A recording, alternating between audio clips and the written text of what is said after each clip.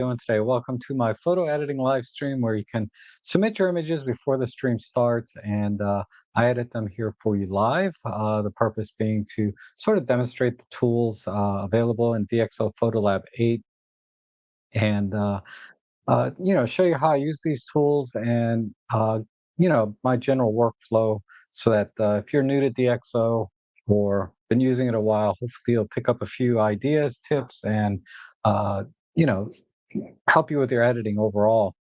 Also, I'm going to try out a new format for the photo editing streams.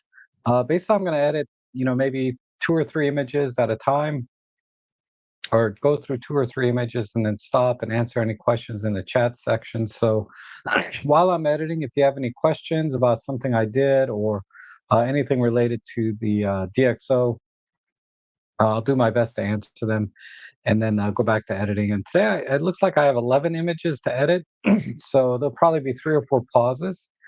And to that end, the stream may end up being a little bit longer than usual. So, because you never know what kind of questions I'm going to get. And also, I do have my DxO affiliate links down below. So if you're interested and you're new to DxO, you can click on my link below and I'll earn a commission. Excuse me. But DxO has also been kind enough to send me or provide for my viewers a 15% discount code. If you're new to DxO, like if you've never purchased anything from them before, you can get that discount, 15% off, which is pretty generous. Generally, you don't see many deals on DxO products except around the Black Friday and new launches, which are usually in October, November. So I'd say right now, 15% is a good deal. As good as you're going to get until probably, um, Black Friday. So all that being said, good morning, everybody. It's good to see everybody here, and we'll just get right into the editing. And let's see, we'll start. Let me get over to the screen. And we'll start here. And I'm going to walk you through my thought process and my workflow as I go along, a little bit more on the first couple of images, and then I'll probably, skip some of that towards the end. But I think it's always good to edit your image to best demonstrate why I like DxO, because it just works for me, the workflow, and it's wired to my brain. Uh, rather than say a lot of DxO reviews and that you see online and tutorials, they always cherry pick their own images to demonstrate, the different features of DxO, and it's not always the best representation of how it's actually going to work. So that's why I do these, and plus I enjoy hanging out with you guys. Okay, excuse me. So we'll start here with William. So we have and also sometimes I like to make suggestions on the camera settings and composition, but please understand that these are completely subjective. It's in no way a criticism of, your vision for the photo. It's just how I would have shot the scene differently, either through camera settings or through the composition. Which leads me to the first thing that I like to do is I always look at the scene for the composition and the exposure and white balance. These are kind of the three things I first look at when I look at an image. And because these are global changes, right? These affect the entire image: composition, exposure, and white balance. And uh, so I try to make any decisions there if I'm going to make any of those kind of global adjustments. So for this image, I don't really see any problems. The exposure is pretty even across the frame, meaning the highlights and shadows look normal and natural to me. It's not underexposed, overexposed. It's exposed pretty much perfectly here. Also, in terms of composition, my style of composition or photography is I like to fill the frame with the subject, generally speaking. I'm not a big fan of negative space, especially in like landscapes, right? It seems redundant to me to have a ton of negative space that doesn't add any information to the scene or help tell the story. So, uh, this image here is already pretty much the frame is filled. So I like that. So I might go to a square crop because there is a lot of negative space up here. And, just squaring it off might be okay, unless I can extract some details out of the clouds to give it a little more drama, right? But it doesn't look like I will in this case, but maybe we'll see. And I'm going to do one other thing. Why is Google Drive and all these pop-ups? Okay, I gotta unload some apps from my PC. Anyway, um, so I'm going to go down here and I'm going to just click on soft proofing. So what this does, I haven't talked about this much, but this will display the image while I'm editing it as if I was going to share this online. If I choose the sRGB profile, so Instagram, Flickr, anything that's displayed online, 99.9% of the time it's going to be in the sRGB color space. So if I'm editing in that color space, I can get a very good representation of what it's going to look like when I share it online. You may choose different color spaces or what they call ICC profiles for printing or other types of displays that can support HDR and all of that. But we're going to work with the 99% here. Okay, so we have all of that, and yeah, so I think first, and the lines look pretty straight. I don't want to do any perspective corrections. There's a little bit of skewing here, but it's fine. It looks natural. It's not too bad. It's just a little bit tight around the edges, which is the only thing I might do differently is just give a little more space to the left and right. And you are using the 12 to 40 Pro, so you're already at 12 millimeters. So I would say you probably have to back up. Also, I see that you're at f16. I assume you want to do maximum depth of field. I would have shot this like at f8 because when you get an f16, you start to get heavily into diffraction period and you're going to lose some sharpness. And f8 will give you probably more than enough depth of field. There's no reason to have, even if the depth of field drops off back here, it's not really necessary for this image to have this part sharp. But if that's your creative choice, that's fine. And this is a high res shot mode, tripod high res shot mode. So you got a full 80 megapixel image here. So you're going to get extended dynamic range. If this is the OM1, okay, so it's a 12-bit high res shot. So you're going to get extended, less noise in general. Even though you're at ISO 400, you'll get less noise and ideally uh, more dynamic range because you are capturing more data, even though it's still in a 12-bit space. Okay, wow, kind of walked through a lot of stuff there. So I'm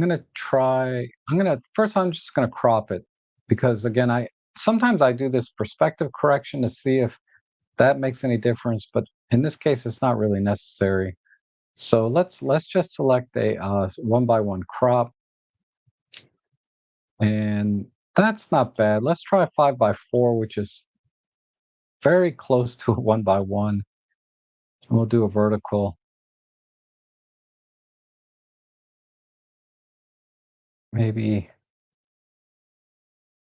maybe that will be okay. Yeah, that's not bad. I'll go with 1 by 1. So now we have pretty much an even negative space up here with the foreground. I also try to look for ways to compose the image in a way that gives it a little more depth or 3D. So we have a very strong foreground the subject here in the midground, and the background is just the fog. So that looks good. And white balance is fine. It's pretty warm. What's it set to? It's set at 6400, so that's a little above cloudy. So we're getting a nice white balance. And gosh, I don't know if I really need to do much. What I might do is try to bring out some of the texture here in the stonework, and maybe try to make the light feel a little more directional, because it is kind of coming in from the front, although it is very, very soft. So we're not getting shadows or anything like that, because, fog and clouds act as a giant softbox, right? So those are the two things I'm thinking about now. But let's try and see if there's any detail in the clouds. So I'm just going to use a what are the control line.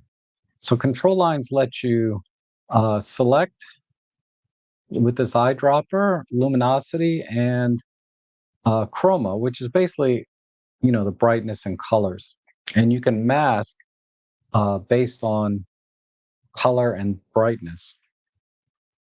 So I'm going to tighten up the chroma just a bit. And I try not to do more than ±5 in this area here, sometimes 10. Uh, but sometimes I do go all the way to 100 or 0 when I need to. So I'm going to bring this down. So now you can see the masking is only selecting the gray areas, because I just tightened it up just a little bit on Luma and Chroma. And clear view is really the best way to see if there's anything I can bring out in the sky. And there is a tiny bit in here. That's good. So I'm gonna crank that up to 100%, and then I'm gonna work on the micro contrast to see if I can pull the edges of some of the clouds out. Now, the side effect of this is you can see sensor spots sometimes. Uh, Particularly when you're shooting at f/16, that tends to bring out sensor spots. But these are easily fixable, and there's only a couple here. It might be lens spots, but either way, there's a couple of anomalies here. So I like that. Let me try and just bring the highlights down a bit.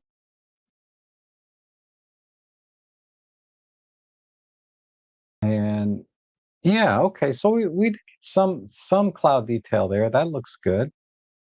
Uh, so we'll leave it at that. So let's add another control point, or some sort of local editing. I think what I might do is let's start to work on the lighting. So we have lighting coming. It's more like it's coming from right about here at this angle. I try to identify by looking where the highlights and shadows are. So I'm going to start up here. We'll just use another control line. But in this case, I'm going to move the eyedropper down to the front. And then I'm going to, so now I'm going to try to only affect this area, but now I'm going to try and tighten up the chroma, the color. And these, not ironically, but the color between the stonework and the clouds is not that different. So that didn't have much effect, but the luminosity is definitely very different, right? This is much darker than up here. So I think that looks pretty good. We're getting a nice masking here. And I'm gonna bring this in a little closer. I may do a separate control line for the greens. And let me see if I'm going to tighten up the luminosity just a bit more to try to separate the front from the side. And luminosity again is brightness. Okay, that's good. So now I'm affecting mostly the front and a little bit on the sides.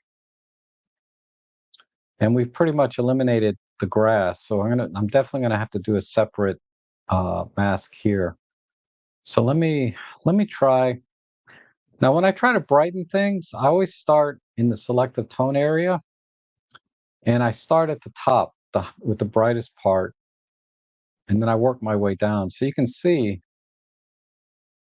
I am adding quite a bit of brightness here to the front, which is what I wanted, just to give a little more separation here. And then let's start with the midtones. Oh, that's a bit too much. All right, good. Uh, Now, I want to bring out some of the detail of this stonework. So I can try clear view. Clear view basically adds some really nice contrast. Just do a little bit there. And then I'm going to do micro contrast. Micro contrast is really good at bringing out details. If you're a former Lightroom user or Lightroom user, this is very similar to the texture slider in Lightroom. I think I can crank that all the way up. And then let me pull the highlights in just a bit. Okay, good. Now I'm just going to click on the compare button here and just sort of get a feel for how it's going. So far, so good. Okay. Now let's work on the grass a bit, or the greens, I should say. So I think another control line would be appropriate here for, let me try a control line.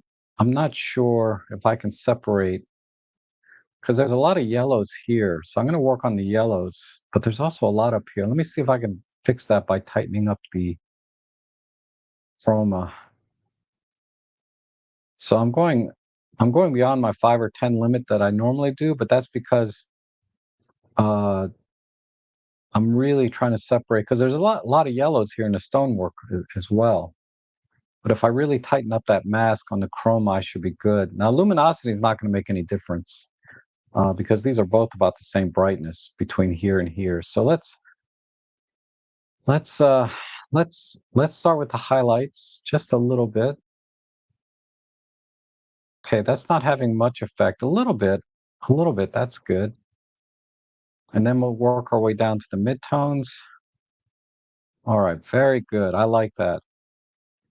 And then maybe a touch in the shadows right there. Okay, very good. Now I'm going to do the opposite in the opposite direction. So let's start another new control line. And I'm going to work on the shadows. So I'm going to pull this all the way up. So I'm going opposite direction of where I raise the highlights. I'm going to go from the bottom left to raise the shadows just to keep, the direction of light that I want to go. And for the eyedropper, I'm going to pick sort of a darker area because I really only want to affect the shadows. So that's good. And we'll just tighten up the luma, maybe a 5. Let's try 10. Okay. That's a bit too much. Let's stay at about 5. So I'm looking for like a nice gradation. Now, in this case, I want to bring the shadows down a bit, right? So again, I'm going to go back to my selective tone. And when I'm trying to work on shadows, I'm going to start at the bottom. Black sometimes a little bit too harsh, but I'm going to start here. Just bring this down. And then we're going to bring down. And sometimes it's helpful if you want to see if you're actually, if you know, I'm not too worried about crushing shadows all the way to pitch black. But if you're a little sensitive to that, you can kind of select the uh, highlight shadow indicators here. So I'm just going to select the shadow, and you can see I'm starting to clip down in here, which I'm okay with. I'd even be happy with clipping some of it in here. So I'm going to keep going with the black. That's a bit too much. White is, let's let's work on the shadows next. Okay, a little bit more in the blacks. I think we're okay there.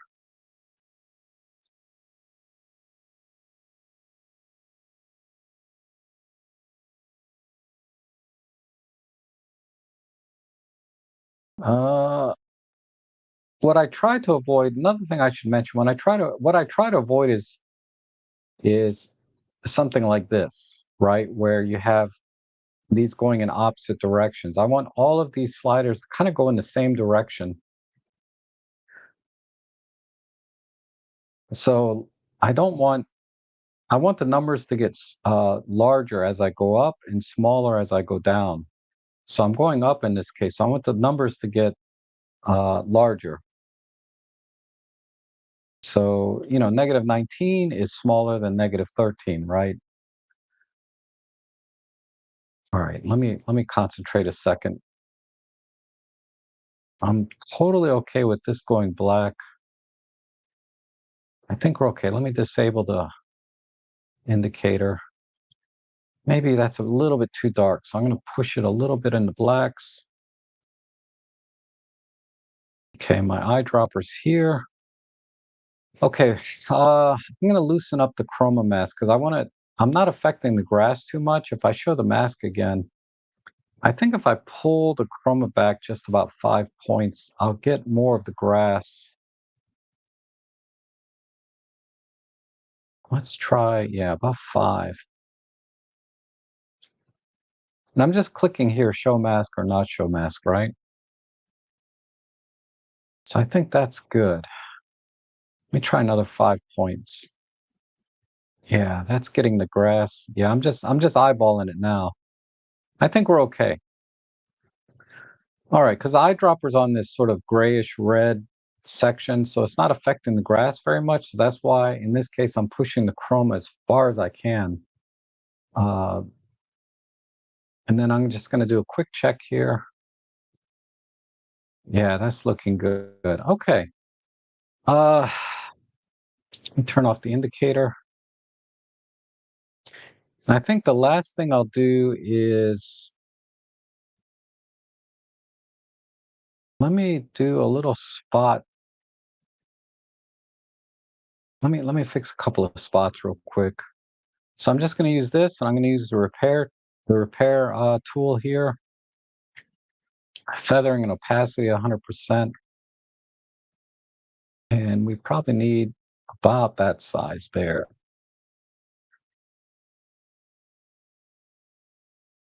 And I'll just fix a couple little spots here and there. Okay, that looks good. Those might be hard to see in the live stream, but I can see them here on my screen directly. All right, I think we're good. Uh,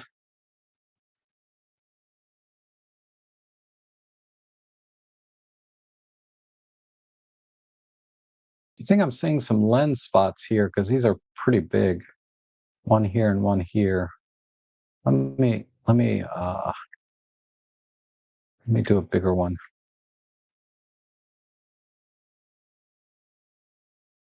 Okay, yeah, that helps. All right.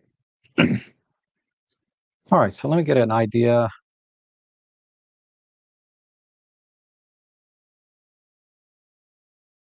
Okay, last thing I'm going to do is maybe bring out a little more texture right in here. So I'm just going to use just a regular brush for this. And I'm going to check my flow and opacity. In this case, I'm going to make sure for the brush, I want everything to be 100%. And let's just kind of brush in right in here. There's times when you want to reduce the flow and opacity, but for texture, let's just try micro contrast. And micro contrast is also really good in hiding diffraction problems where the image gets a little soft. So when you're shooting at very high apertures like this f16, and sometimes you just have to, uh, either for creative reasons or for exposure reasons, using micro contrast is a really good way to reduce softness that you get from diffraction. And so is clear view to for that matter. And let me see if I can just maybe just push the shadows a tiny bit here. That's making it a little too prominent. Let's try the midtones.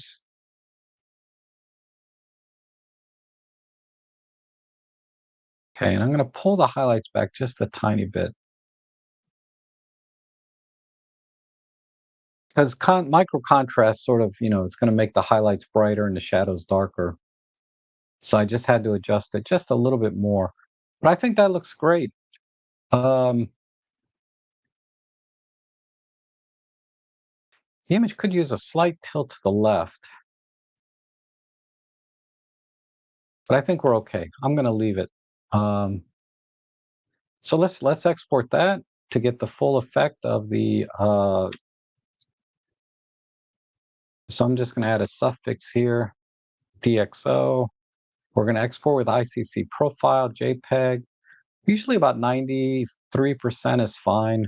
That'll keep the file sizes relatively small without being able to tell the difference in quality. And we're going to export this to the same folder, the original folder. Okay. And let me check, where's my chat window? Give me a second here. While that's processing, let me check my chat. I'm going to move that over here so I can see it while I'm editing. Okay, I think, oh, it's still processing. Normally it doesn't take that long, but we'll give it we'll give it a minute. Sometimes my computer just normally these only take about 10 or 15, 10 seconds to process, but this one's taking a little longer. So give me an opportunity to look at the chat. Um, so Jeff, good to see you. Tim, good to see you, and William. Let's see. Paul is here, and Larry, good to see you. Kevin Hawthorne, good to see you. And another thing I want to mention while this, oh, it's done processing.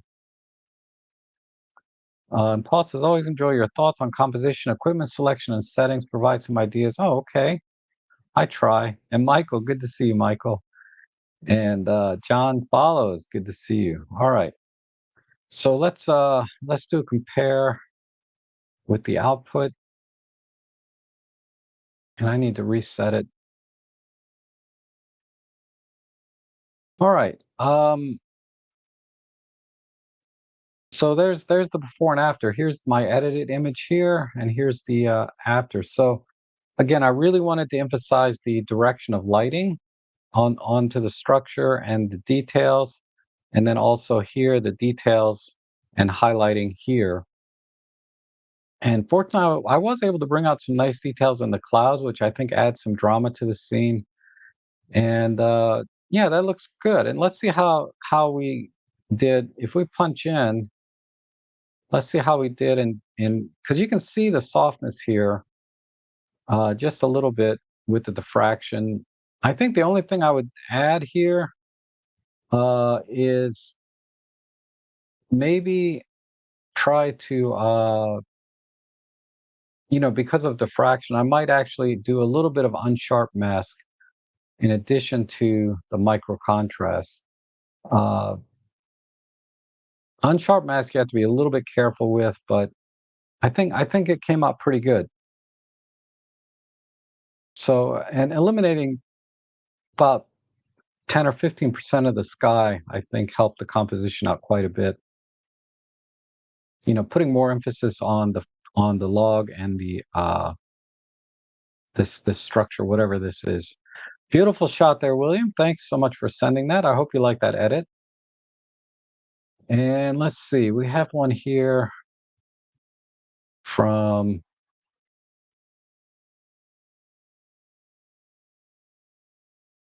sorry, this is from John Lloyd. Oh, this is new. I don't think you've ever submitted anything, John. So thank you for sending this. And I noticed some of you I accidentally put John's image as the one to edit this week. So I'll share those edits that you guys did on this, but I meant to share my image here. So yeah, there's that. My mistake. Sorry about that, John. Okay, so let me think about the composition here. So I'm going to double click on it. And exposure again is very good here. Setting wise, yep, all looks good here. Probably could have got away with like 1/1000th of a second. Oh, I'm sorry. You are at 1/1000th. So that's a good setting. I somehow mistook this. Maybe even 1/500th of a second, but I wasn't there, so I don't know how much these guys were moving around. But animals in general, 1/500th to 1/1000th, I'd have probably gone for 1/500th of a second. But you're fine at 1/1000th. It only made a little bit of difference in the ISO anyway, just one stop, right?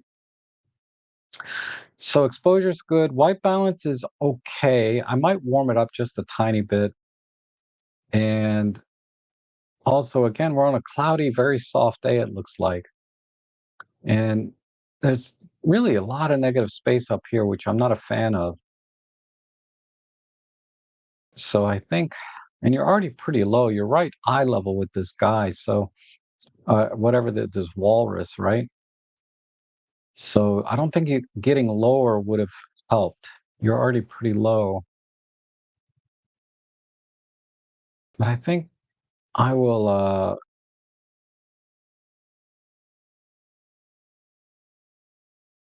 I think I'm gonna crop in very tight on this. I like this pattern leading up to the eye here, and this guy's got a broken tusk. So I like this. I like these layers here leading up to the eye. And then we don't need this much negative space in the background. So my thoughts are maybe a vertical crop. So let me apply basic preset first. I don't think I did that over here, come to think of it, but uh, the basic preset basically is DxO optics module, which intelligently applies sharpening and then denoising. I always do that first with all of my image. The only exception to that rule would be if I was operating on a very slow computer, I would skip the denoising part and save that for last. But if you have a relatively modern computer with a dedicated graphics card, you're perfectly fine. It's perfectly fine to apply denoising and sharpening first. Okay, so I'm thinking about a vertical composition. I think a 3 by 2 is going to be too tight. Let me try another 5 by 4 and just go with something in here. You see how that looks. That's not bad. Let's try square. A vertical would be a little bit more,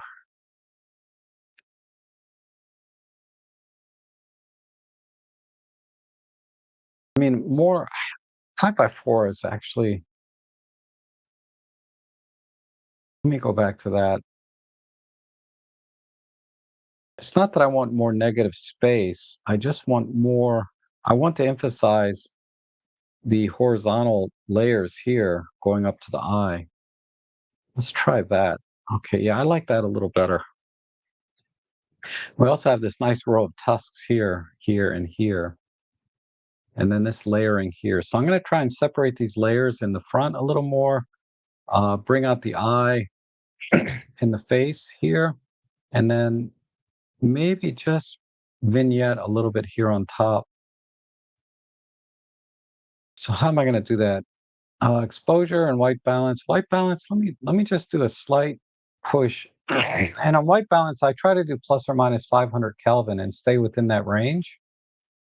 Especially when the camera's already doing a good job as it is. But I like to just adjust it slightly to taste. So I think I think just about 100, maybe 200 would be good.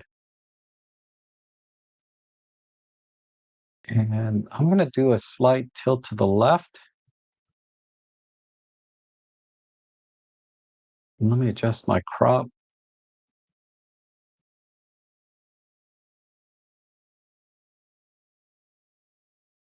Okay. All right, good. So I'm going to bring out as much texture and detail right in this area and then soften and separate the luminosity to bring out the layers more.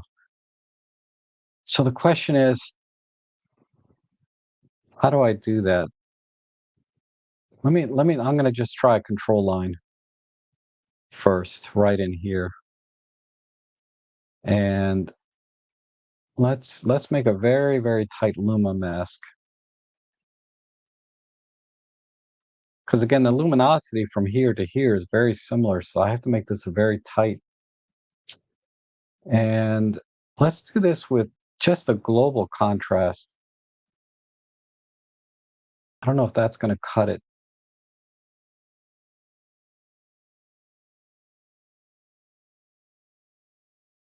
That helps. That helps. Let me just bring it up.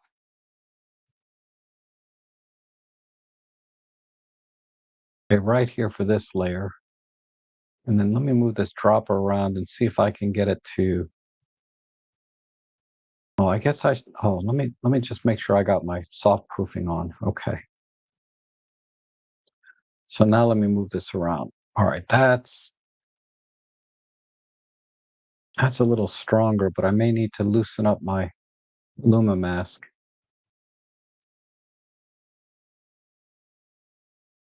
Okay, now we'll do another control line. Let's do a new one. And we'll start right around here. And this time I'm going to put the eyedropper on the brightest part and tighten up the Luma mask until just the brighter areas are affected. Okay, good. And let's push the highlights.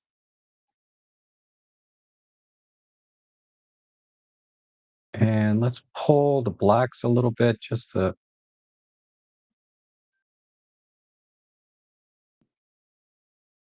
let's try the midtones. Okay. Let me go back to my first control line. And maybe we'll pull the blacks in a bit in the shadows. Okay, I'm going to just do a quick compare. All right, that's good. I'm getting a little better separation. I think that's about as much as I can do without making it look over processed, right? Maybe just a little more. Let me get this control line. Ah,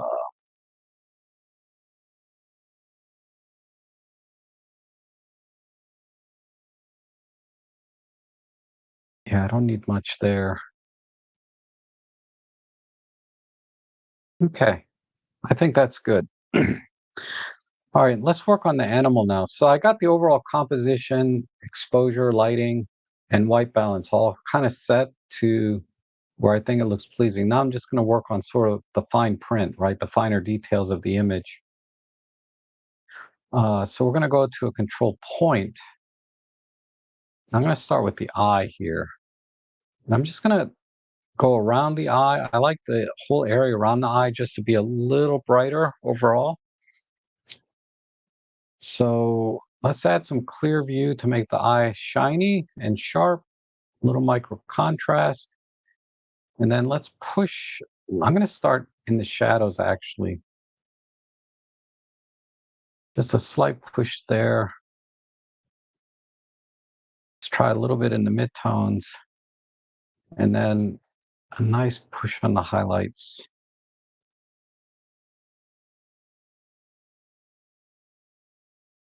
So again, you can see my numbers are getting larger as I go up, in this case, when I'm trying to brighten things or pull up the shadows.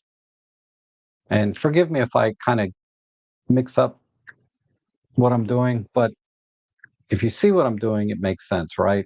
But if I try to explain it, sometimes I get it mixed up. But hopefully you can watch along. I'm explaining best I can. So that looks good. Let me go back to this control point. Maybe let's just do a linear. And when I use this exposure slider rather than a selected tones, I just call it a linear push because you're just brightening everything at the same time. So that's why I kind of call it a linear. Let's go just a little bit more.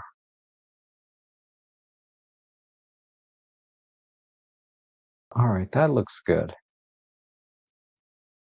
I can probably expand this a bit. All right, good. Now let's work on these tusks here. I want to bring out some of the finer detail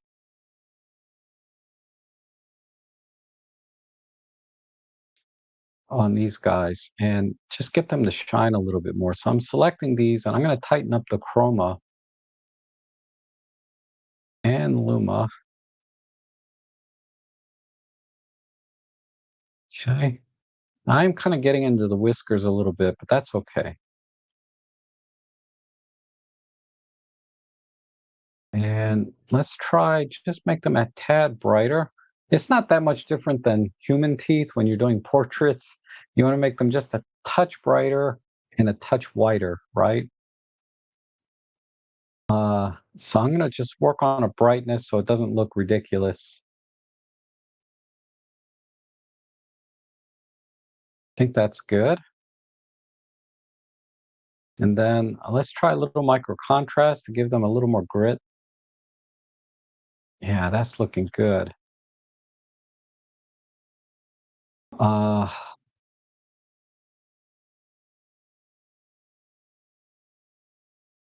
I'll move this a little bit here. I'm going to pull the Luma back. All right, good. Okay, now, brightening them usually makes them look a little whiter, but another trick you can do, let me push the highlights a bit more. What you can do is you can just shift the white balance a tiny bit. You can do that because, these are kind of yellow. I can shift it this way, or I can just desaturate the yellows here directly. So let me spread this out a bit and just desaturate that color specifically without affecting the white balance. And then maybe push the luminance up a bit. Okay. All right, that's good. So good, good, good. All right. The last thing I think will be there's some nice textures right here in this fin. Let me just do a control point, maybe a little bit of micro contrast in here, just to bring out the texture a bit. And then a slight push in the shadows. All right, that looks good. All right, now the water in the background, I wonder if I'm trying to decide, do I make it a little bluer or do I want to make it darker or do both? So I'm going to tighten up the luma and the chroma so that I'm not affecting. That's pretty good. All right, let's just try a highlight pull and see how that looks. No, let's go a little brighter. And then maybe just make it a little cooler. No, that doesn't look right. How about if I just saturate the blues? So let me stretch that. Okay, that's better.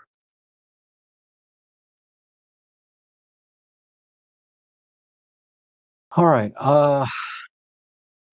One last thing is maybe separate there's a little bit of kind of a greenish tint.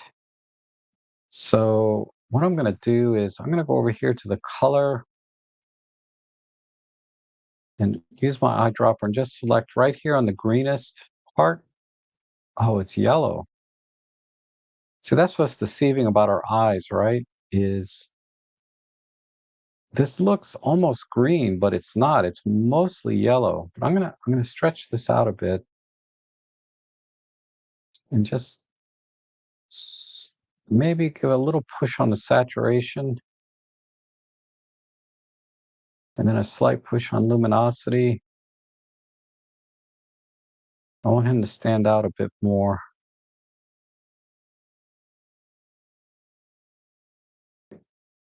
All right.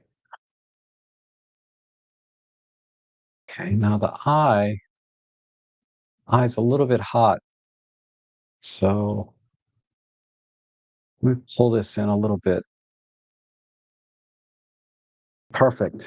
All right, I'm done. So let's export this one. So we got sRGB. All right. Awesome, awesome, awesome. Really nice picture.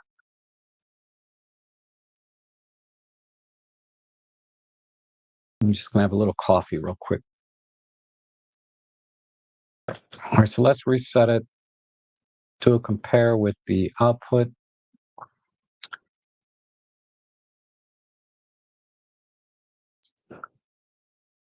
All right, so there's the original image here on the right.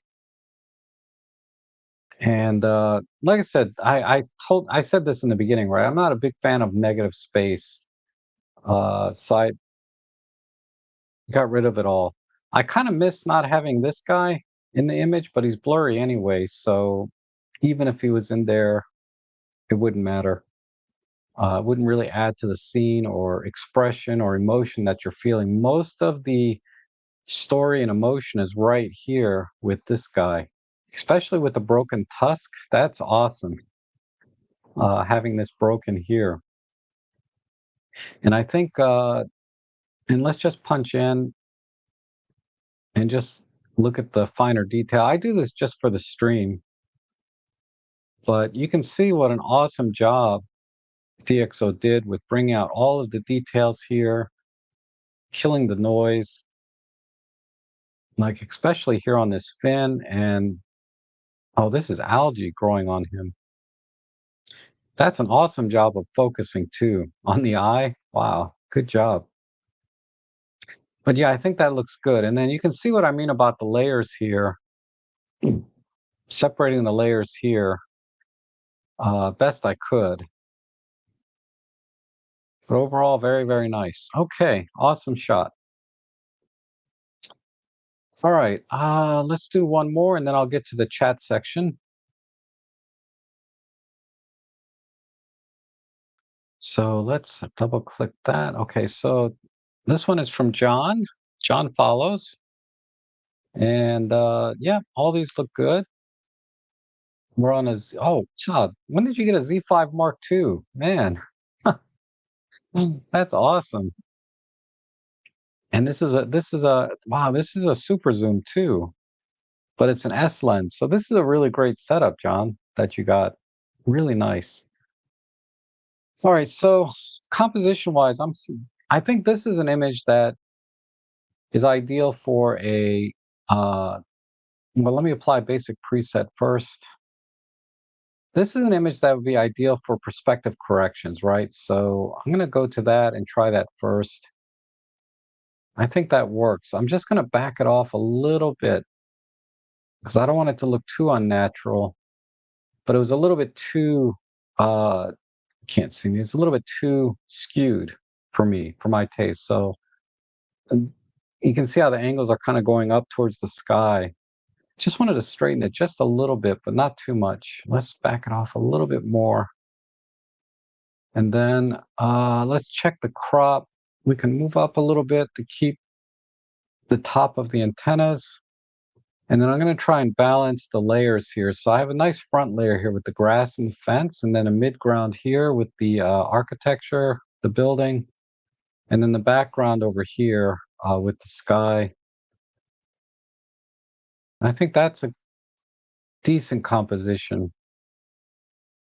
For this kind of shot, I think a horizontal would have been better. It's the crop is too tight for me to switch to a horizontal uh, uh, composition. But the reason I say that is because we have so many vertical lines here. Usually, I like to do the opposite. So if I have a lot of horizontals, I like to do a wide, and if I have a lot of verticals, I'm sorry. See, this is what I mean. I got mixed up. When I have a lot of verticals, I like to do landscape type composition. And when I have a lot of horizontals, I like to do vertical compositions. And it's easier to layer things that way. And again, this is a subjective choice, right? Nothing, not criticizing you all. I'm just telling you how I would compose the scene. But I think that looks good right there. All right, now exposure-wise, overall, it's very good. I didn't talk about that. I think for the auto exposure did a good job here. It's a little dark here, but not much. Excuse me. And the Z5 is going to have tremendous dynamic range, right, in terms of pulling highlights and shadows, much more than we'll ever really need in real life. But let me see if I can just get anything out of the sky first. So I'm going to push the luma just a tiny bit there, and let's crank the clear view and some micro contrast and pull the highlights in. Yeah. Good. Yeah, we got a little drama in the sky now. I like that. I may come back to this. Let me try pushing. All right, good. All right, let's work on the building now. And I'm going to do another control line. I'm sorry. I have to check. Okay. Uh, let's just start. Let's just start up here. I'm looking at the brickwork here. That's what I want to brighten. And I'm going to put the eyedropper right on the bricks. And then let's tighten up the chroma mask because bricks are red, grass is green, so that should separate nicely. Again, I'm doing a pretty heavy mask here, but I'm being very, very selective. Okay, good. That's a little bit too selective, but maybe back off the luma a little bit. See if I can capture more. Yeah, that's good. Right in there. All right, so let's uh let's push the highlights first. Okay, not much there. Let's work on the midtones. Not much there. So almost everything in there is shadow. So let's pull the shadows a bit. There we go. That's what I was looking for. I don't want to go too high. All right, good. I like that. And then now this side is a little bit too dark, uh, meaning this structure here is much darker than it should be relative to the brickwork. So I'm going to have to work on this too. And again, I think a control line will do the job here. I just have to be very selective with the eyedropper. Let's pick the gray area and then tighten up the chroma mask. Oh, I'm getting into the sky here. That's going to be a problem. What if I what if I go vertical? Yeah, that's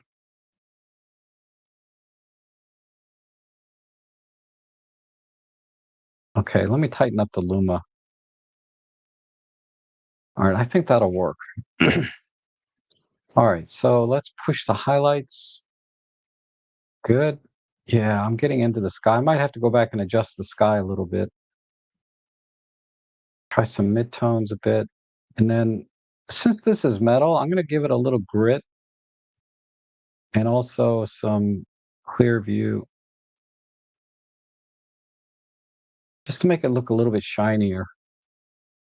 Clearview is really good at making shiny objects look shinier, like eyes and, in this case, metalwork.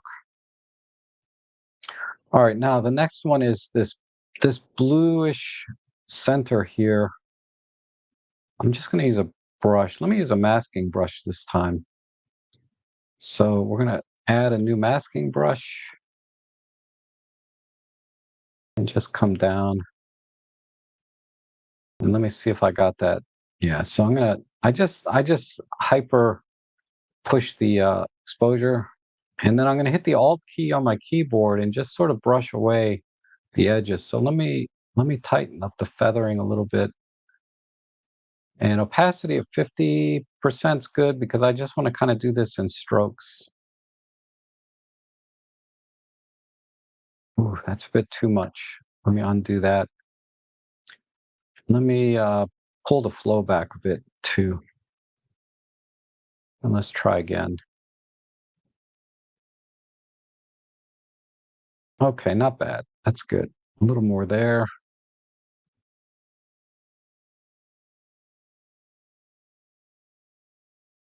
All right, not bad. All right, good enough. I need to deactivate this. Oh, uh, there we go. So let's start with the highlights, then go to the midtones, maybe there, and a little bit in the shadows.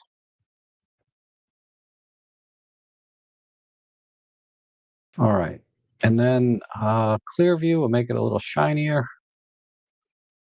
and some micro contrast to bring out that texture. Okay, good. So let me see where I'm at. All right, so far so good. There's a couple other accents here. There's a green, there's some red here. There's a tiny bit of red there. I think I think I'll push the accents, and there's some blue here also that I want to kind of. Let me see if I can use that same mask. So I'm going to zoom in.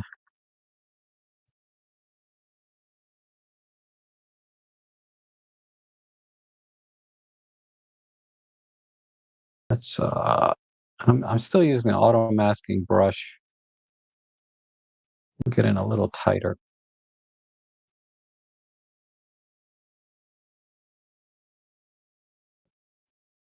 Okay, that's good.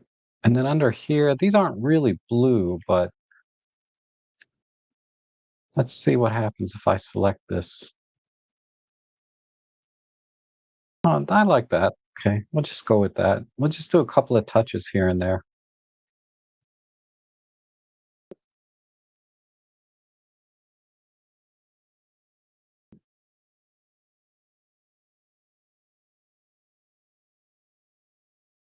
Okay, I like that. All right.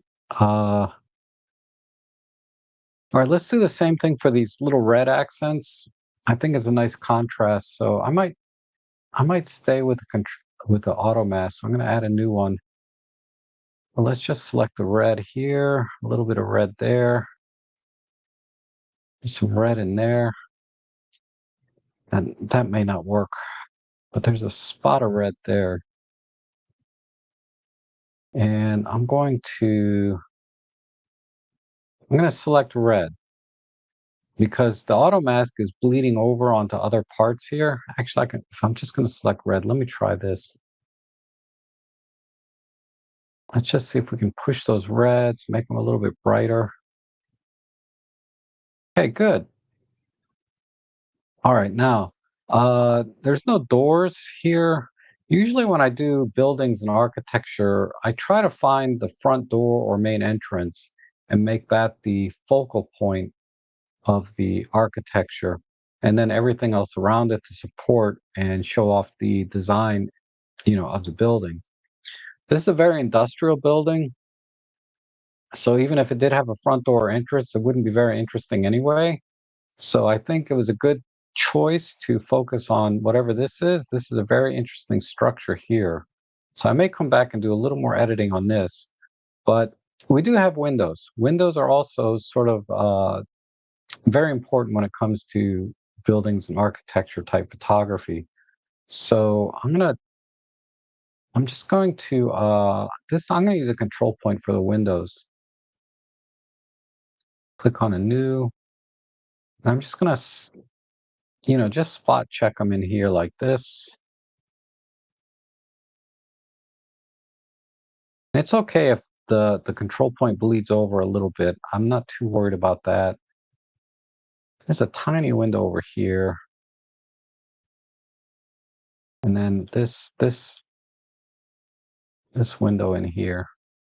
So let's try a little clear view first. to see if I can get the windows to look a little more reflecty, some micro contrast, and then let's push the highlights and then the midtones, maybe a little shadows. Oh, that's too much. Okay, right there. All right, let me just do a quick. All right, good. Now, the other thing is, I like the way the light's coming in through the top here with these translucent shingles. I'm going to try and exaggerate those also. So let me just select the control point. Let me get in closer. I want the control points to be right on those brighter spots. Then I'm going to tighten up the luma just a bit. And then let's push the highlights and the midtones. I think we don't need to do much there. Uh, and some clear view and micro contrast. Hey, let me pull the blacks a little bit. See if I can bring out just a little more texture.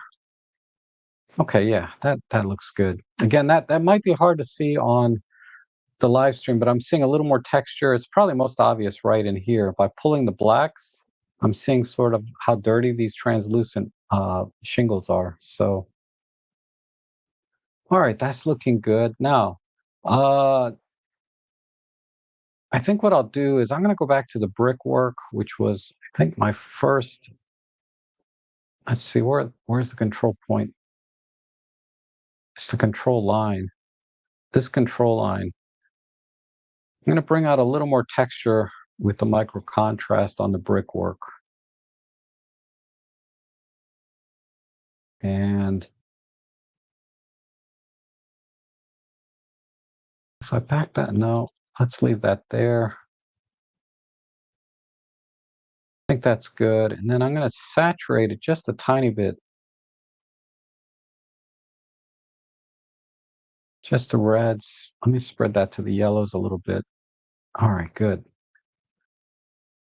All right, lastly, I think left here is well, there's two things. I want to bring out sort of this structure here a little bit more.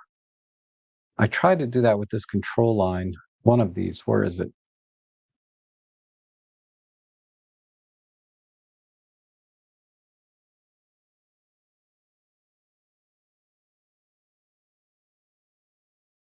It was this, yeah, this control line right here. Let me try raising this and see. The problem is it's very hard to separate from the clouds, the shiny structures, because they have a very similar luminosity and chromacity, right? Color and brightness are very similar. So let me back off the chroma and try the luma.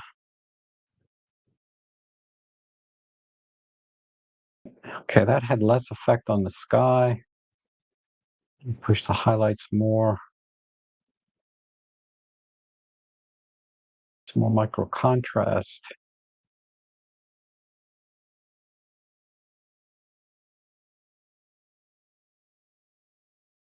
Okay, let's do a linear push.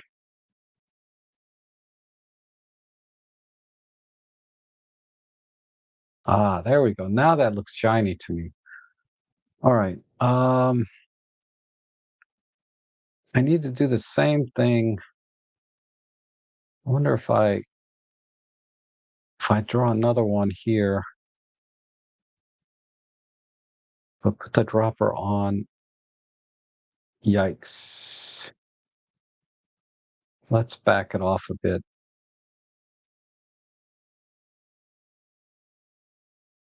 No, that's not going to work. I'm going to delete that and go back to what I had originally. Okay, let me go back to the sky because the sky got kind of jacked up a little bit because of this control line. So I'm just going to pull a linear. maybe a little more in highlights.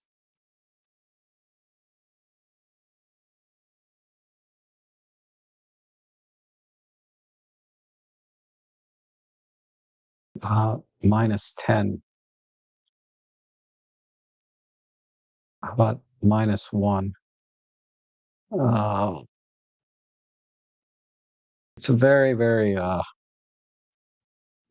let me check my, sRGB soft proofing here. Yeah, it's not making much difference, but all right, I think I'm done. So let me export this. Good. We'll give that a second.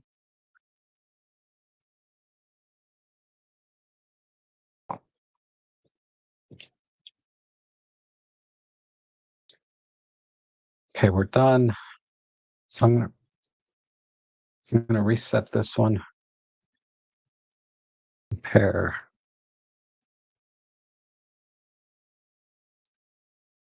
All right.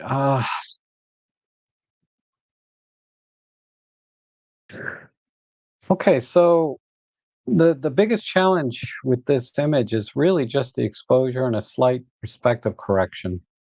And then I wanted to highlight the certain parts of the architecture I thought were interesting. I probably could have done more with this fence, just to make that a little brighter. The grass is fine. The brickwork came out really good. I like the translucent roof line here.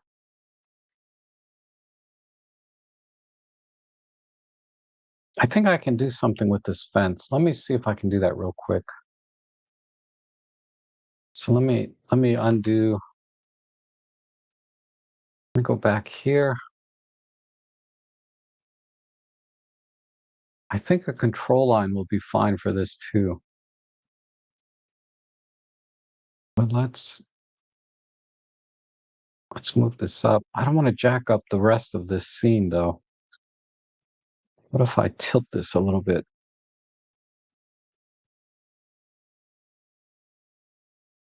Okay, and let's tighten up the chroma especially. So I don't want to affect the grass. Yeah, make that very, very tight. And let's just do a linear push.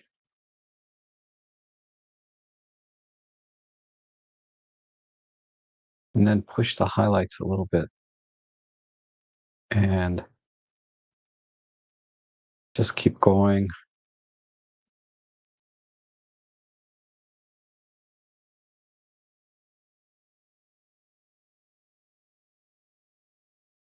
Okay, that's not bad.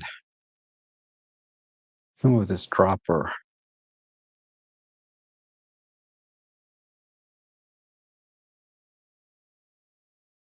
Maybe up here.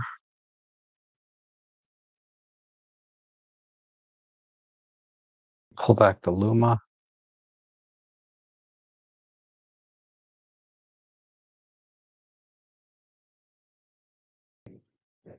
All right. That's maybe a bit too much. So we can back off this linear push. Let's just give it a little bit there. All right. Now I'm done. So let me export this. Overwrite.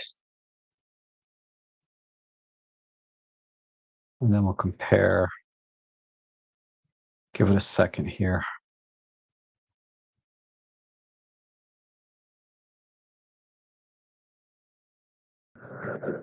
All right, so there's the before and after. So yeah, we brought out the sky again, like in the previous image we did. All of this in here. It was just the fence line I wanted to bring out a little more. So this image here, compositionally, we did a little perspective correction,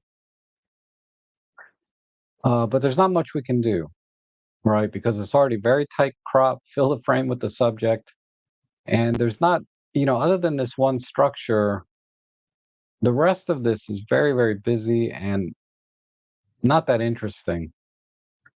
That said, uh, I feel like what I tried to accomplish with this image is include as much information as possible.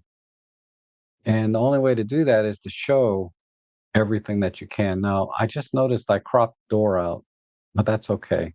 It's really tiny anyway. But I think if you would have done a horizontal, like a wide crop instead, we could have got the stairway going into the door and still got all of this, and then we'd probably end up with like a 16 by 9 crop.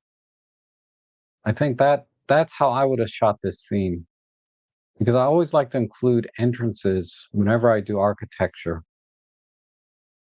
Um, and that would have, I think that would have completed the scene because there's just when I talk about information, there's a little bit of information missing here, right? Is where's the entrance to the building? That's just where the way my mind works.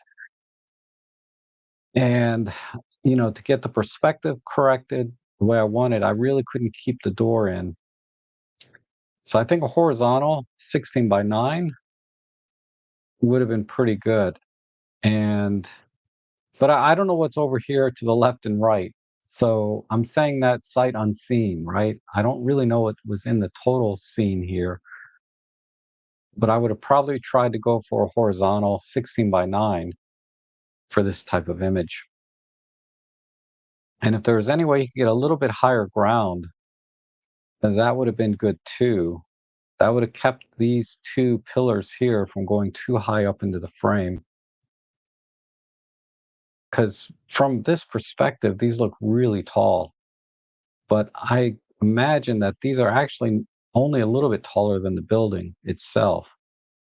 But just from this angle of view and perspective, they look really tall. So, anyhow, all right. So, let me go to the chat section as promised, and then we'll get to the rest of the images.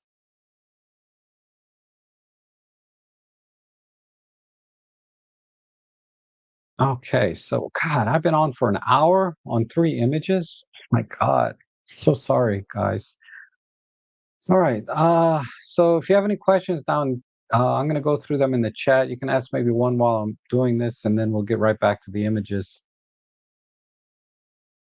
Front object is a whale rib covered by nature. Oh, wow. That other structure building that you did. That's cool. I didn't know that. Whale rib. I thought it was a tree, but that's awesome. It says always enjoy your thoughts, composition. Okay. Appreciate that, Paul. And Michael, good to see you. I think I'm going back through. Any thoughts on what DxO might include on Photolab 9? Anything you would particularly like to see? Uh, it would be mostly around the workflow, right? They continually making improvements in the workflow because honestly, since Photolab 5 with the introduction of Deep Prime, I'm pretty content with the noise reduction. Even in DxO 5, it was really good. It's only a little better now, right? They keep tweaking that as well. So any tweaks they continue to do there, but they could make some major improvements, I think, in the workflow. Uh, Particularly when I'm trying to do comparisons between images, the before and after image, being able to compare 3 or 4 images at a time instead of two would be nice. And that workflow of trying to compare images is a little bit awkward. I mean, I've got it down, right? You can see I can quickly go back and forth, compare images, but you can see how I had to sort of reset the original edit to compare it against the final output. And that that's very awkward, right? Whereas in something like Lightroom has a really good, even Olympus Workspace has a better workflow for comparing 2 images. And Lightroom allows you to go up to 3 images, but not the Lightroom 3 image comparison is not great, but it's better than DxO. So that's the main thing. It's in the workflow. All of the tools and everything are perfect right now uh, in terms of editing. One other improvement I'd like to see is if, and I doubt they'll do it. I know they just spent a boatload of money investing in some AI hardware or hardware that will run AI in developing their software. Most of that's focused on, the denoising and optical type of corrections. But if they could use that power to improve the masking tools, particularly the auto masking, like in Lightroom and Photoshop, you can erase subjects, select subjects much easier. It's not perfect, but it's loads better than what DxO can do in terms of auto masking and removing objects, right? I rarely do any major changes to an image, like the kind of images you guys send in. I don't really need to remove things too much and make corrections, but when I'm doing my portrait type work on site, a lot of times the on site location is a disaster. It's a train wreck. And being able to separate the person, right, from the background and substituting it with some AI generated background makes a tremendous difference. And that's where, and that's why I have to keep Lightroom and Photoshop. Is for some of my paid work, it makes a lot easier than I could ever do in DxO. So I'll give you a quick example. Let me pull up some images here. This was a senior dance rehearsal for senior citizens. And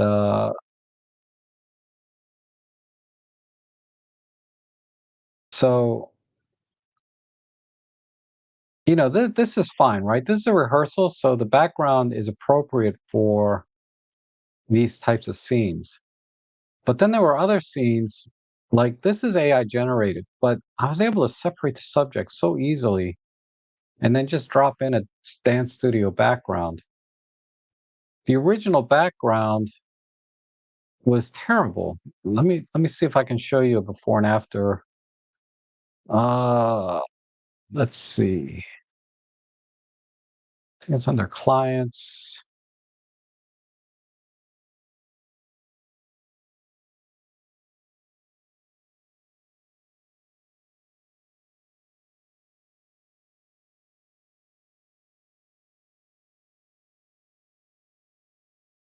I think it was this image.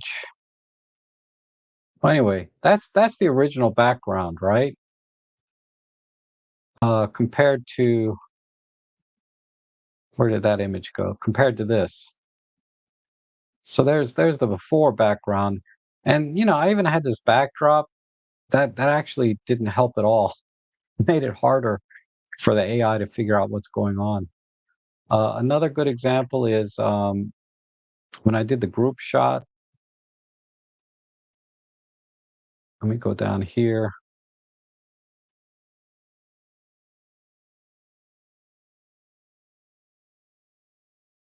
Like here's a group shot, right?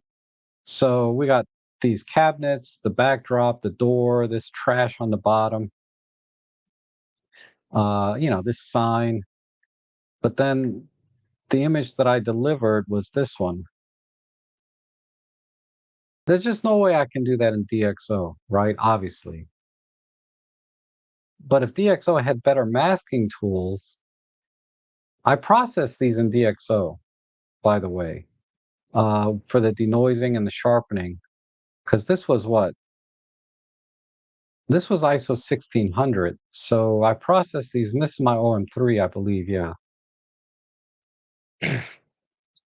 So I processed the whole image first using DxO, and then I took it into Photoshop and did this AI replacement. So all of the editing was done.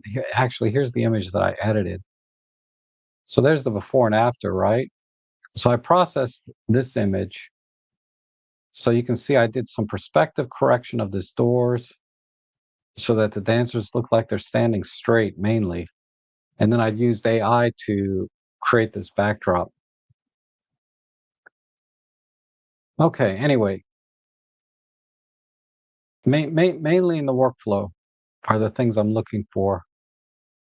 is the comparison tool and better masking. Like if they could do some kind of AI masking, right, to select subjects, that would be awesome. And hey, Marco's here. How's it going? Have to head out. All right, cool. Still thinking about that OM5 Mark II in sand, right? I'm gonna call it Desert Storm though. That's my name for that color. Calling it sand beige. How much how more boring can you get when you call it something a color, right? They need to call it Desert Storm or Desert Wind or whatever, something. I think Desert Storm makes sense because it's more of a tactical type name, right? I think it's the name that they used in one of the military operations. And so, and the camera has a very tactical look and feel to it, but not when you call it sand beige, right? I think what's his name? James called it turd. Definitely a good thing they didn't call it turd, but yeah. All right. Juan is here. Good to see you. Uh, Monitor calibration, even YouTube look nice. Yes, I do calibrate my monitors time to time. Not like every month or every day, but when I'm thinking about it. But usually it ends up being, you know, 4 or 5 times a year, I'll calibrate my monitor. And I use something called some data color spider. That works really well and it's fast. Okay, this shot is a vertical access training facility, hence no interest in horizontal content. Also, it was surrounded by trees, so little light. Okay. Yeah, that's what I was saying. Is I wasn't there on site to see what a horizontal would look like, but I get it. I get it. And Eric says, sitting here at the Union Station working, wondering why my pocket is rumbling and muffled. Is my voice? Oh, that's cool. It's like a butt call, right? Like your phone is called somebody while you're it's sitting down.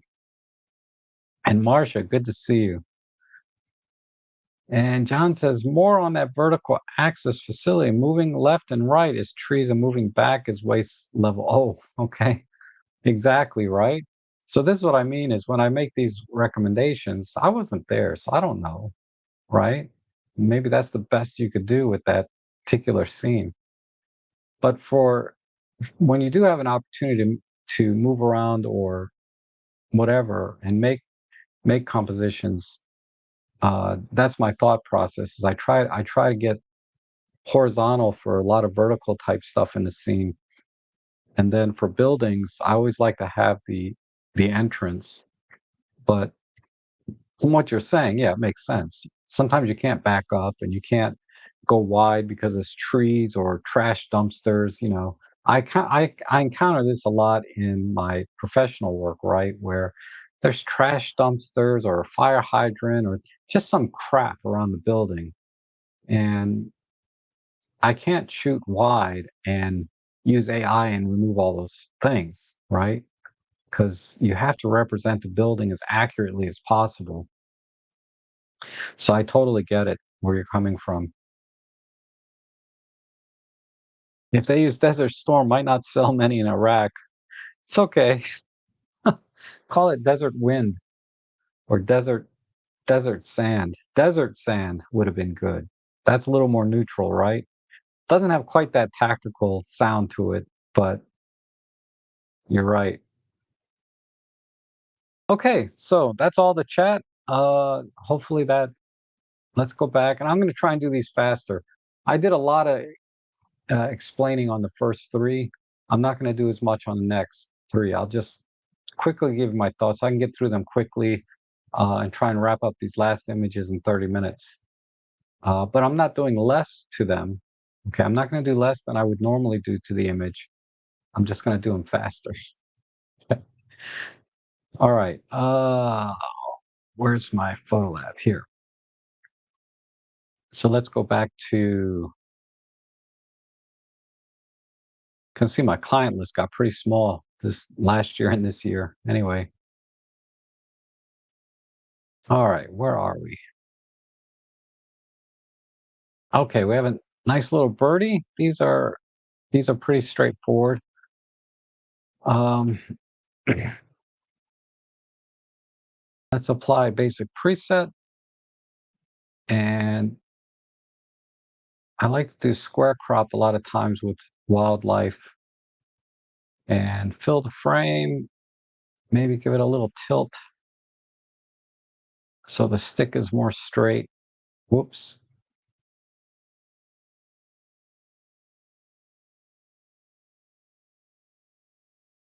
Now I'm thinking about I'm trying to balance the lighting here because this is really dark. If I crop in too tight, maybe it just feels a little bit off though. But I don't want to crop in that tight. Okay, I guess that'll work. I don't like this line up here. Maybe we'll back off the tilting a little bit. Something like that. Okay, so let's do some local adjustments because really the exposure is fine. It's just we have to bring up the shadows. I think I can do that with let me let me bring up the shadows. I can just use now for masking simple things like this that has a very clear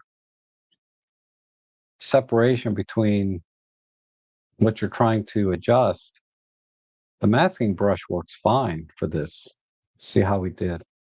Yeah, see, it's pretty good here. We just have to add a little bit more in here. Okay.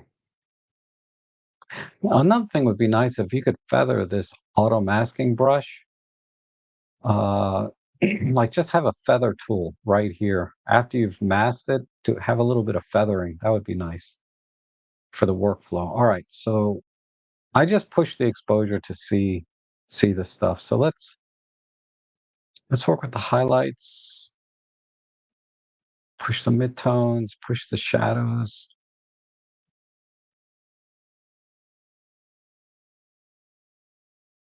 And then some.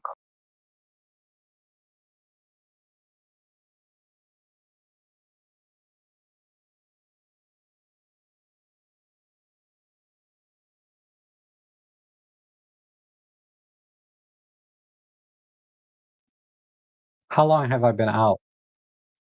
10:55 for the last 30 minutes, it looks like. Ah, sorry about that. Uh, okay, I'm not going to re-edit them, but I'll talk about the edits that I did. And then I got one more to edit. So, so here's the final bird edit. Nice crop, good details in here. Brought out the eye. I'm sorry. I'm so sorry. But yeah, this is what I did with the bird. Okay, with the street scene, my thinking here was to I got rid of this corner because I didn't like these extra people here. So I cut off this corner and then I cropped in, but I wanted to keep this to lead the eye into the scene. And then I darkened the street. I tempered the highlights here to bring out some of the color. And then I also raised the exposure a tiny bit on all the people here to be a little bit brighter. So it's real obvious here that this guy's now brighter than they are over here. Um, and the only suggestion I made on the settings was you dialed in a negative point 0.3. I think a negative 1 would have been better because I lost some of the color detail here in the highlights. I was able to bring all of it back really, but like this one sign here looks like it could have been redder. things like that. So street scenes, I typically dial in a -1, particularly when there's a lot of bright lights around. But this is a beautiful image.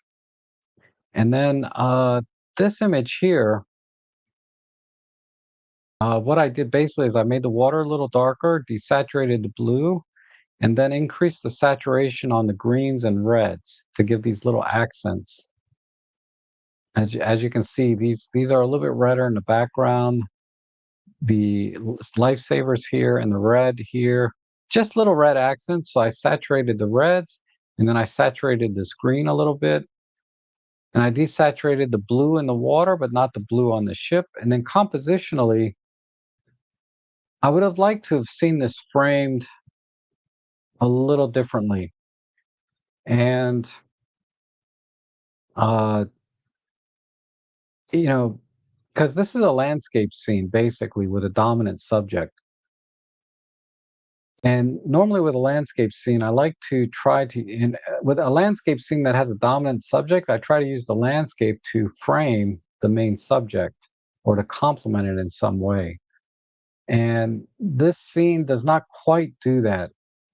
We have a little bit of a roof line here that might have helped frame, and then we might have had some things here on the left side that might have helped frame. I'm not sure what's here on the left side.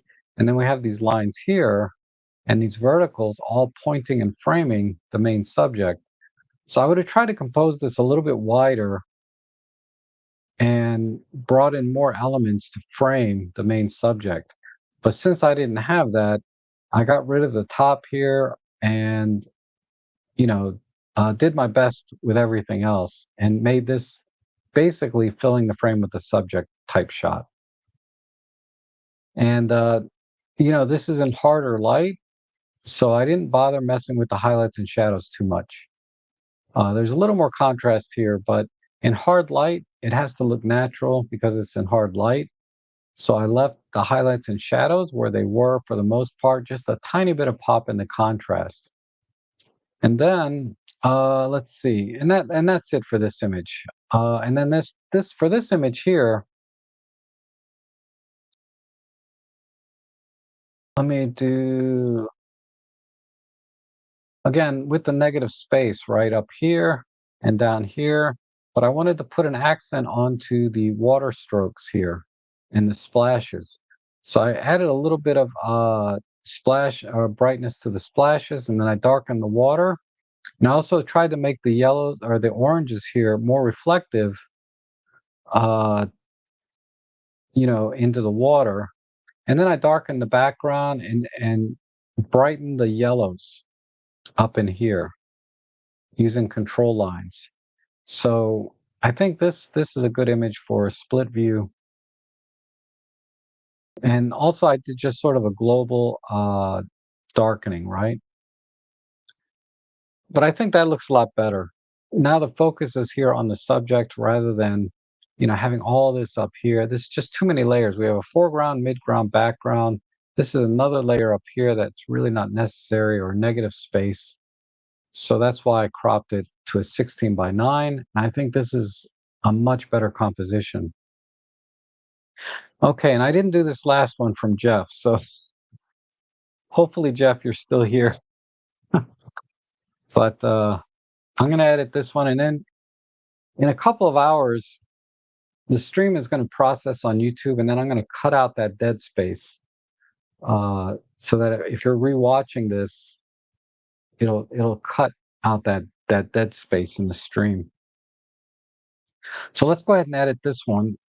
And okay, so we need a horizon correction. So I'm going to do a basic preset first. And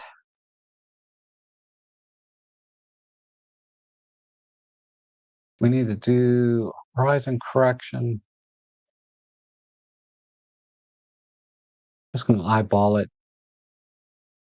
That looks pretty good. And in terms of balance, it's a little bit heavy here on the right side. So I'm going to have to, let me see what I can recover in the sky. The exposure is a little bit bright. I'm just going to do a global pull.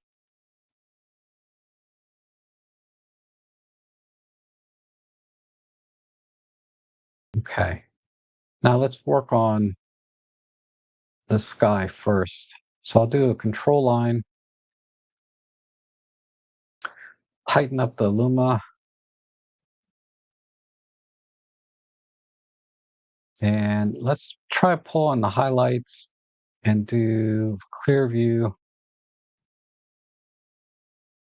Yeah, there's not much there. The light is very strong on the left. What if I go this way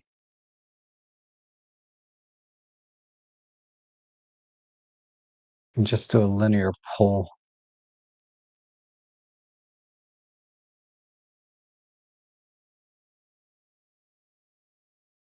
There's clouds and stuff back there. They just got overexposed.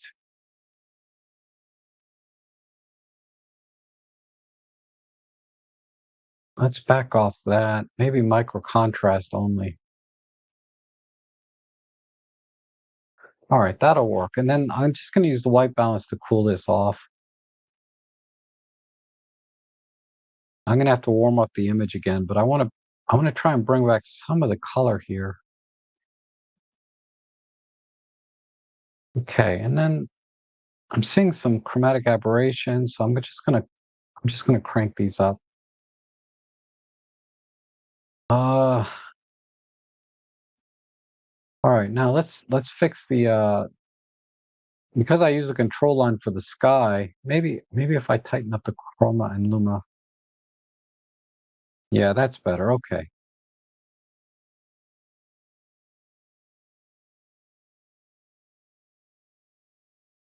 Dye dropper. Yeah. All right. Okay, that got it. Maybe a little tighter on the luma.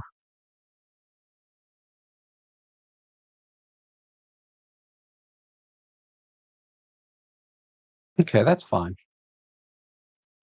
But I do want to warm this side up, but I'll probably use just regular control points. Because I want to emphasize some of the texture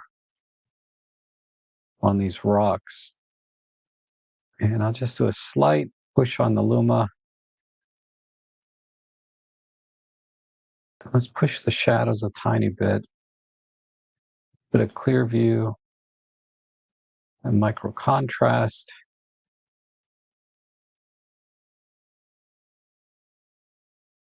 and push the highlights.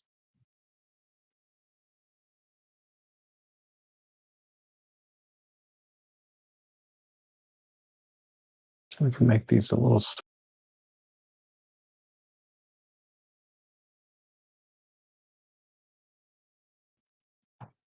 I don't know why it keeps going out like that. Sorry about that.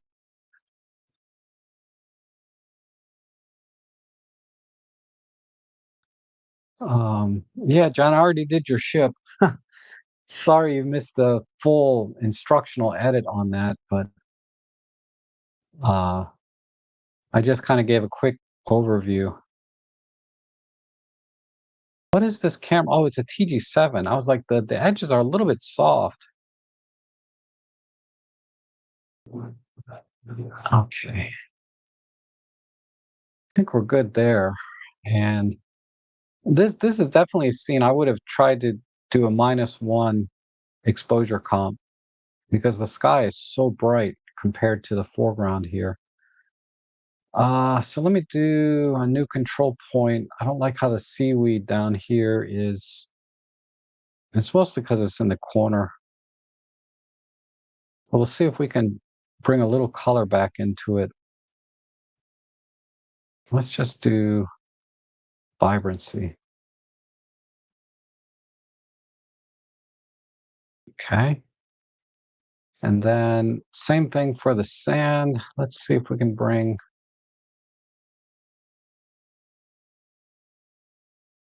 a little more detail there. So I'm going to pull the blacks, give it a little micro contrast, and go back to this control point. I want to hit some of the greens on these rocks. So let me do new control point.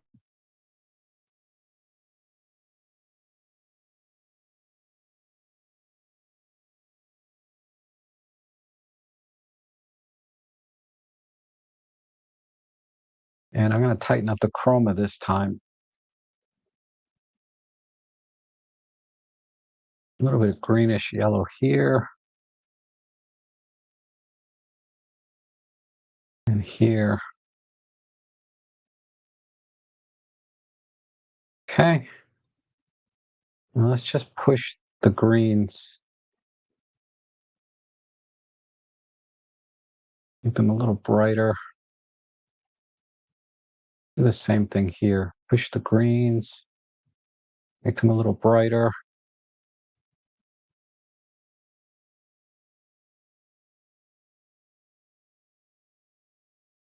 And I think that's it.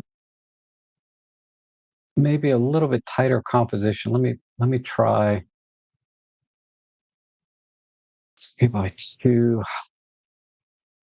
Just get rid of some of this negative space. Maybe a 16 by 9 even.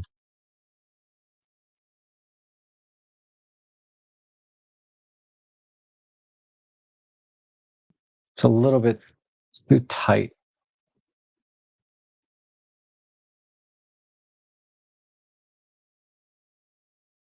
I think that works right there.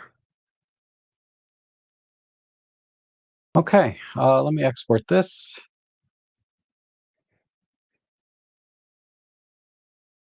And do a comparison and reset. And we'll do a side by side.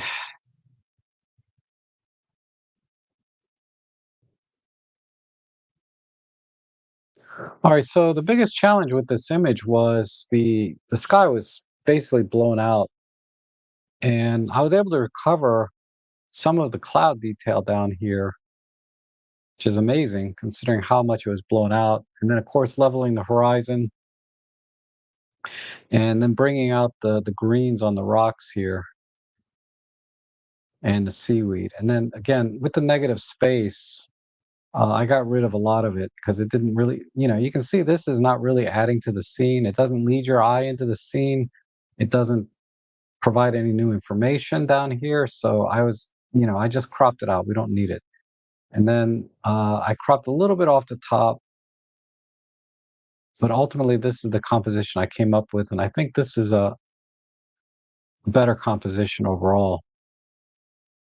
And like I said, the only thing I would change is I would have probably dialed in a -1 exposure comp to save more of the color in the sky.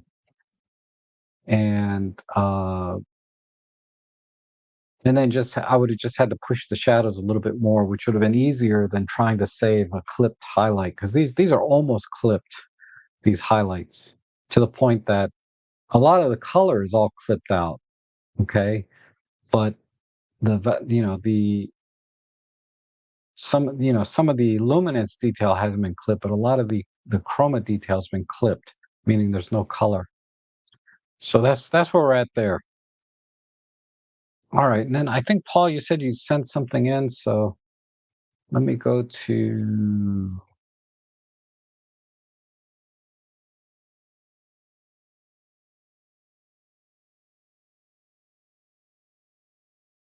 Okay, here's an edit of my image. Oh, Paul. Okay, here's Paul's edit.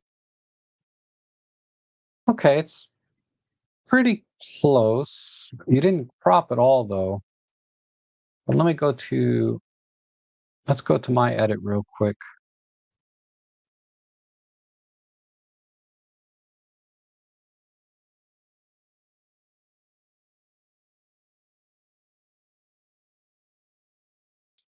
So that was my edit versus Paul's edit. So Paul's a little bit truer to the scene, right? But the sky is, and you also lowered the exposure overall, just like I did, because it did feel a bit overexposed. And but yeah, you did a little bit too much on the sky, in my opinion. But other than that, it looks fine. It's a fine edit, and that's mine. Mine is just a tighter crop. And then thanks, Rob. Nice job on the rocks. Being lazy, I had to. Oh yeah, put it in auto. I get it. Yep. Can't remember. Can you do exposure Yeah, you can do it on a TG, but that would have helped. And let's see. There's an edit. Something sent here from Paul. I have to do that next week because I screwed up. And this is an edit of my image. Like I said, I accidentally put the wrong link to edit my image. So maybe I'll put this out there again for next week. But I did not edit this image myself, if I recall. But the original image is, where's the raw?